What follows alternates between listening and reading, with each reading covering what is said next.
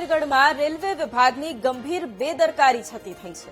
સરોતરા railway underbridge પાસેનો height gauge વાહનો ચાલકો માટે ખતરો બન્યો છે। હાઇટ ગેજના વચ્ચેથી બે કટકા થતા રેલવે વિભાગ કામગીરી નથી કરી રહ્યું। ભારે વાહનોને અવરજવર રોકવા બનાવાયેલો હાઇટ ગેજ જોખમી સાબિત થઈ રહ્યો છે। હાઇટ ગેજ માટે ઉભા કરાયેલા બે લોખંડના પિલરના બોલ્ટ પણ ખુલી ગયા છે।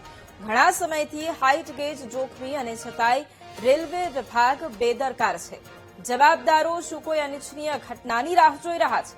સ્થાનિકોએ તાત્કાલિક હાઇટ ગેજનું સમારકામ કરવાની માંગ કરી છે।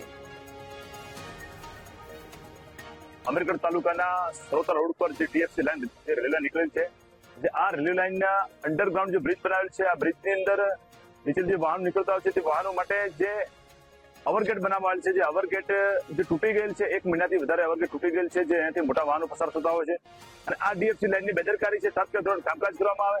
અહીં વિશ્વ નદી પર જે બ્રિજ આવેલો છે, બ્રિજનો પણ સમારકામ ચાલુ છે। એ ચાલુ હોવાથી તેનું ડાયવર્ઝન સરોતરા ગામેથી આપેલ હોય, અહીંયા ઘણા સમયથી આ તૂટેલ છે। જો કોઈ પણ સમય જો બ્રિજ પડે તો અનેક લોકોને નુકસાન પહોંચી શકે છે, અનેક લોકોના જીવ પણ જઈ શકે છે। તાત્કાલિક ધોરણે સરકારને વિનંતી કરીએ છીએ કે આવી બેદરકારીને લીધે કોઈને નુકસાન ના પહોંચે, તાત્કાલિક ધોરણે કામકાજ કરવામાં આવે।